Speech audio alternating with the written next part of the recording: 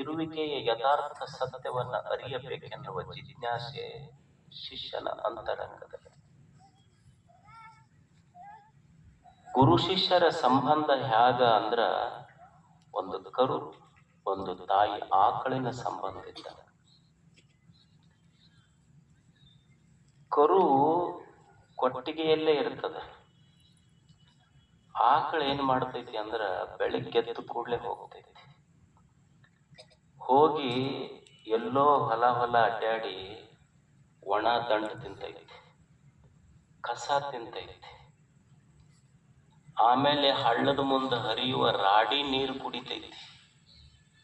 ಊರು ಮುಂದಿನ ಹಳ್ಳ ಹರಿತೈತಲ್ಲ, ಹಳ್ಳದ ರಾಡಿ ನೀರು ಕುಡಿದು ಬರ್ತೈತಿ. ನೀವು ಮನ್ಯಾಗ ಹಾಕಿದ ಮೊಸರಿ ನೀರು ಕುಡಿತೈತಿ. ಹಳ್ಳದ ರಾಡಿ ನೀರು ಕುಡ್ದಿವೆ ನಾವ್ಯಾರ ಒಮ್ಮೆರ. ನಮಗ ಹಂಗ ಫಿಲ್ಟರ್ ಮಾಡ್ಲಾರ್ದ ನೀರು ಕುಡಿದ್ರ ಥ್ರೋಟ್ ಇನ್ಫೆಕ್ಷನ್ ಆಗ್ತೈತಿ. ಬರೇ ಥ್ರೋಟ್ ಅಲ್ಲ, ಒಟ್ಟು ಇನ್ಫೆಕ್ಷನ್ ಆಗ್ತೈತಿ ನಮಗ.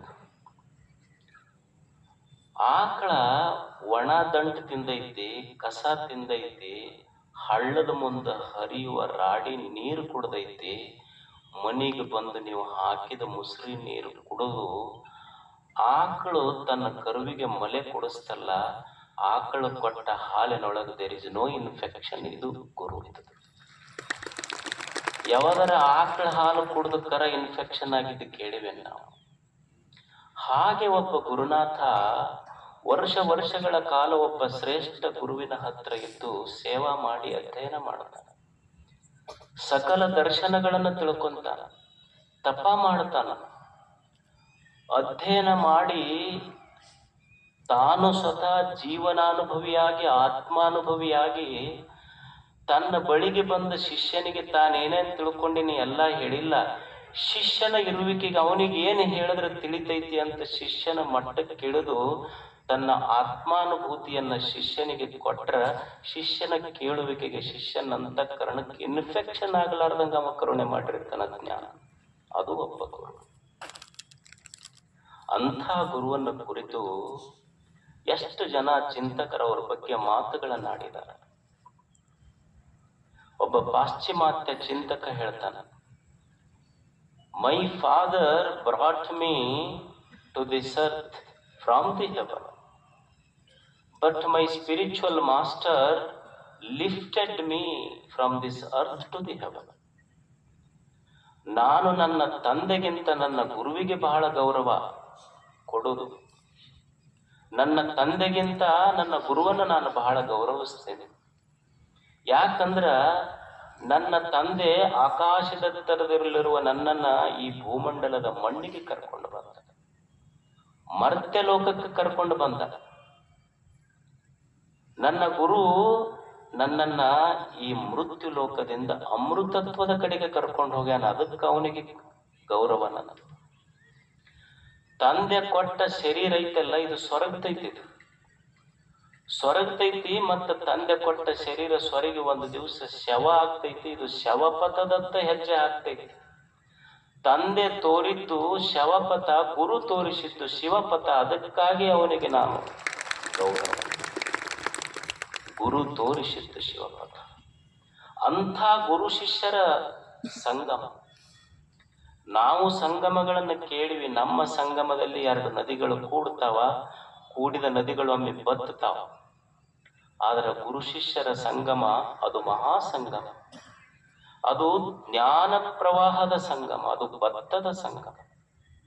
ಅಂಥ ಒಬ್ಬ ಶ್ರೇಷ್ಠ ಅನುಭಾವಿ ಗುರು ಸಿಕ್ಕಾಗ ಒಬ್ಬ ಶಿಷ್ಯ ಗುರುವಿನ ಹತ್ರ ಬರ್ತಾನ. ಬಂದು ಗುರುವಿಗೆ ಪ್ರಶ್ನೆ ಮಾಡ್ತಾನ, ಗುರುಗಳೇ, ಅವನಿಗೆ ಅಷ್ಟು ಸಂತೋಷ ಆಗ್ತದೆ.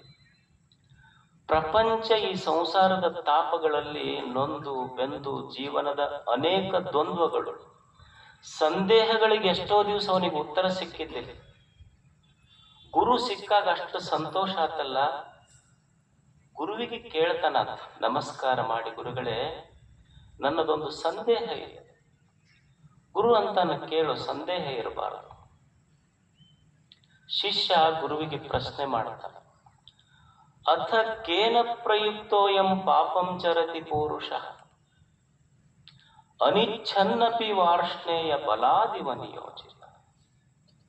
ಪ್ರಶ್ನೆ ಕೇಳುವಿಕೆ ಎಷ್ಟು ಚಂದ ಇದೆ ಗುರುಗಳೇ. ನಿಮ್ಮ ಪ್ರವಚನ ಬಹಳ ಕೇಳಿವಿ ನಾವು, ನಿಮ್ಮಂತವ್ರ ಪ್ರವಚನನು ಬಹಳ ಕೇಳಿವಿ, ನಿತ್ಯ ನಮ್ಮ ಊರಾಗ ನಡೀತೈತಿ.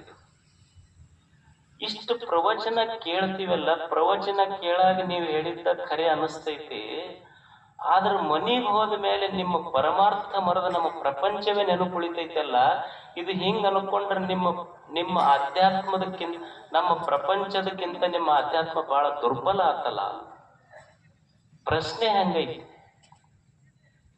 ದಿವಸ ಪ್ರವಚನ ಕೇಳ್ತೀವಿ, ಪೂಜಾ ಮಾಡೀವಿ, ಪುನಸ್ಕಾರ ಮಾಡೀವಿ, ತೀರ್ಥಯಾತ್ರೆಗೆ ಹೋಗಿ ಬಂದೀವಿ, ಎಷ್ಟು ಸಲ ಶ್ರೀಶೈಲಕ್ಕೆ ನಡ್ಕೊಂಡು ಹೋಗಿ ಬಂದೀವಿ, ಎಲ್ಲ ಮಾಡೀವಿ ನಾವು.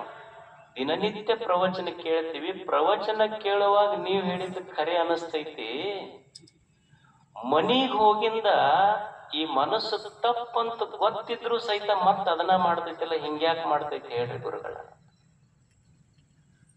ನನಗ ತಪ್ಪಂತ ಗೊತ್ತೈತಿ, ಮತ್ತ ಅದನ್ನ ಮಾಡ್ತೈತಲ್ಲ. ಇದು ಗುರುಗಳಿಗೆ ಸಂತೋಷ. ಕೇಳ್ಬೇಕು, ಗುರುಗಳು ಸಿಕ್ಕಾಗ ಇಂಥ ಪ್ರಶ್ನೆ ಕೇಳಬೇಕು. ನಾವು ಬಂದು ಗುರುಗಳು ಸಿಕ್ಕರೆ ಕೇಳೋದೇನಂದ್ರ, ಕನ್ಯಾ ಸಿಕ್ಕಿಲ್ ನೋಡ್ರಿ, ಯಾವ ದಿಕ್ಕಿಗೆ ಹೋದ್ರೆ ಸಿಗುತ್ತೆ. ಅವ್ರ ಗುರುಗಳಂದ್ರು ಈಗ ಯಾವ ದಿಕ್ಕಿಗರ ಹೋಗು, ಮದುವೆ ಆದ್ಮೇಲೆ ನಿನಗೆ ಯಾವ ದಿಕ್ಕು ಅನ್ನೋದು ತಿಳಿದಿಲ್ಲ, ಆಮೇಲೆ ಗೊತ್ತಾಗ್ತೈತಿ. ಈಗ ಯಾವ್ದಾರ ದಿಕ್ಕಿಗೆ ಹೋಗಿ, ನೀನು ಮುಂದೆ ಮಾತ್ರ ಯಾವ ದಿಕ್ಕು ತಿಳಿದಿಲ್ಲ. ಅವ್ರ ಗುರುಗಳ ಮಠದಾಗ ಕುಂತಿದ್ರು. ಒಬ್ಬ ಬಂದು ನಮಸ್ಕಾರ ಮಾಡಿ, ಗುರುಗಳು ನಮ್ಮ ಕಾರಿನ ಚಾವಿ ಕಳ್ದೈತಿ ನೋಡ್ರಿ ಅಂದ. ನೋಡಿ ಹೇಳ್ರಿ. ಅವ್ರ ಗುರುಗಳು ಅಂದ್ರೆ, ನಂದ ಪಂಚಾಂಗ ಕಳೆದ 2 ದಿವಸ ಆಗೈತಿ, ಹುಡುಕತ್ತೀನಿ ನಿನ್ನ ಕಾರಿನ ಚಾವಿ, ಎಲ್ಲಿ ಹುಡುಕೊಡ್ಲ? ಕೇಳುವುದು ಒಂದು ಕಲಾ ಐತಿ. ಗುರುಗಳು ಸಿಕ್ಕಾಗ ಶಿಷ್ಯ ಕೇಳುವ ಪ್ರಶ್ನೆ, ಅಥ ಕೇನ ಪ್ರಯುಕ್ತೋ ಎಂ ಪಾಪಂ ಚರತಿ ಪುರುಷ. ಗುರುಗಳೇ, ಯಾಕೆ ಹಿಂಗಾಗ್ತೈತಿ ಮನಸ್ಸಿಗೆ? ತಪ್ಪಂತ ಗೊತ್ತಿದ್ದು, ನಾ ಮಾಡೋದು ತಪ್ಪಂತ ಗೊತ್ತಿದ್ದು ಈ ಮನಸ್ಸು ಮಾಡಾಕತ್ತೈತಲ್ಲ, ತಿಳಿದು ತಪ್ಪು ಮಾಡಾಕತ್ತೈತಲ್ಲ, ಹಿಂಗ್ಯಾಕ್ ಮಾಡಾಕತ್ತೈತಿ ಮನಸ್ಸು? ನಿಮ್ ಮಾತು ಕೇಳಿವಿ ನಾವು, ಇದು ನೀವು ತಪ್ಪಂತ ಹೇಳಿರಿ, ನಮಗ್ ಗೊತ್ತೈತಿ ಇದು ತಪ್ಪಂತ ತಿಳಿದು ಮತ್ತ ಅದನ್ನ ಮಾಡ್ತೈತಲ್ಲ ಮನಸ್ಸ. ಯಾಕೆ ಗುರುಗಳೇ ಮನಸ್ಸು ಹಿಂಗ ಮಾಡ್ತೈತಿ? ಗೊತ್ತಿಲ್ಲೇನೋ. ಈ ಊರಾಗ 99 ಜನ ನನಗ ಮೆಚ್ಚಿ ಮಾತಾಡೋರದಾರ. ಈ ಊರಾಗ 99 ಜನ ನನಗ ಮೆಚ್ಚಿ ಮಾತಾಡೋರದಾರ ಗುರುಗಳೇ. ಮನಿಗ್ ಹೋದಾಗ 99 ಮಂದಿ ಮಾತಾಡಿದ ಮೆಚ್ಚುಗೆಯ ಮಾತು ನೆನಪು ಉಳ್ದಿಲ್ಲ. ನನಗಾಗ್ಲಾರ್ದ ಒಬ್ಬ ಚುಚ್ಚಿ ಮಾತಾಡಿದ್ನಲ್ಲ, ಚುಚ್ಚು ಮಾತಾ ತಲೆಯಾಗ ಉಳಿತೈತಲ್ಲ. ಯಾಕೆ ಗುರುಗಳೇ? 99 ಮಂದಿ ಮೆಚ್ಚುಗೆ ಮಾತು ನೆನಪು ಉಳಿಲಿಲ್ಲ, ಈ ತಲೆಯಾಗ ಚುಚ್ಚು ಮಾತ ಯಾಕೆ ತಲೆಯಾಗ ಉಳಿತೈತಿ ಗುರುಗಳೇ? ಹೇಳ್ರಿ ನನಗೆ. ಇದು ಮನಸ್ಸು ಹಿಂಗ ಕೆಟ್ಟದ್ದ ಯಾಕೆ ನೆನಪಿಟ್ಕೊಂತೈತಿ, ಒಳ್ಳೇದ ಯಾಕೆ ಮರಿತೈತಿ? ಹೇಳ್ರಿ ನನಗೆ. ಒಬ್ಬ ತಾಯಿ ಇರ್ತಾಳ, ಹೊಸದಾಗಿ ಮದುವೆ ಆದ್ಮೇಲೆ ಗಂಡನ ಮನೆಗೆ ಬರ್ತಾಳ. ಗಂಡನ ಮನೆಗೆ ಬರುವಾಗ ತಂದೆ ತಾಯಿಗೆ ಬಿಟ್ಟು ಬರುವ ನೋವ ಏನ ಅನ್ನೋದು ಆಕೆಗೆ ಬಿಟ್ರೆ ಯಾರಿಗೆ ಅರ್ಥ ಆಗೋದಿಲ್ಲ. ಏನೋ ಒಂದು ಸಂಸಾರಿಕ ಸಮಸ್ಯೆ ಬಂತು ಅಂದ್ರೆ ಗಂಡಗ ಫೋನ್ ಮಾಡಿ ತಾಯಿ ತವ್ರ ಮನೆಗೆ ಜಗಳ ಆಡಿ ಹೋಗ್ತಾಳ. ಹೋದಾಗ ಆಕಿ ಏನ್ ಹೇಳ್ತಾಳ ಅಂದ್ರ, ನೀನು ನಿಮ್ಮ ತಂದೆ ತಾಯಿನ ಬಿಟ್ಟು ಬೇರೆ ಮನೆ ಮಾಡಿದ್ರಷ್ಟ ನಾ ಬರ್ತೀನಿ ಅಂತಾಳ. ತಂದೆ ತಾಯಿಗೆ ಬಿಟ್ಟು ಬಂದು ನೋವ ಏನೈತಿ ಅನ್ನೋದು ಗೊತ್ತಿದ್ರು ಸಹಿತ ಗಂಡನ ತಂದೆ ತಾಯಿಗೆ ಬಿಟ್ಟು ಬಾ ಅಂತ ಹೇಳ್ತೀನಲ್ಲ, ಇದು ಮನಸ್ಸು ತಪ್ಪಂತ ಗೊತ್ತಿದ್ರು ಇದನ್ನ ಮುದ್ದ ಮಾಡಿಸ್ತೈತಲ್ಲ ಗುರುಗಳೇ. ಯಾಕೆ ಹೆಂಗ ಮಾಡಿಸ್ತೈತಿ ಮನಸ್ಸ? ಗುರುಗಳೇ, ಎಷ್ಟೋ ಜನ ಸೋತಾಗ ಅವ್ರಿಗೆ ಧೈರ್ಯ ಹೇಳಿನ್ ನಾನು. ವ್ಯಾಪಾರದೊಳಗೆ ಸೋತಾರ, ಪ್ರೇಮದೊಳಗೆ ಸೋತಾರ, ಇನ್ನೊಂದ್ರೊಳಗೆ ಸೋತಾರ. ಎಷ್ಟೋ ಸೋತವ್ರಿಗೆ ಧೈರ್ಯ ಹೇಳೇನಿ. ಆದ್ರೆ ನನಗ್ ಕಷ್ಟ ಬಂದಾಗ ನಾನು ಧೈರ್ಯ ಹೇಳ್ಕೊಳಕ್ ನಾನಾ ಸೋಲ್ತೀನಲ್ಲ. ಹಿಂಗ್ಯಾಕ್ ಆಗ್ತೈತಿ ಗುರುಗಳೇ? ಒಮ್ಮೆ ಆತ್ಮಹತ್ಯೆ ಮಾಡ್ಕೋಬೇಕಂತ ಅನಸ್ತೈತಲ್ಲ ಜೀವನದೊಳಗೆ. ಜೀವನ ಬಹಳ ದೊಡ್ಡದು ಅಂತ ಗೊತ್ತಿದ್ರು, ನನಗೆ ನಂಬದವ್ರು ಬಹಳ ಅದಾರ ಅಂತ ಗೊತ್ತಿದ್ರು, ಒಂದು ಕ್ಷಣ ಮನಸ್ಸು ಹಿಂಗ ಮಾಡ್ತೈತಲ್ಲ ದುರಾಲೋಚನೆ ಗುರುಗಳೇ. ಯಾಕೆ ಈ ಮನಸ್ಸು ಹಿಂಗ ಮಾಡ್ತೈತೆ? ಅದಕ್ಕೇನ ಪ್ರಯುಕ್ತೋ? ಯಾಕೆ ಗುರುಗಳಿಗೆ ಈ ಮನಸ್ಸು ಹಿಂಗ ಮಾಡ್ತೇವೆ?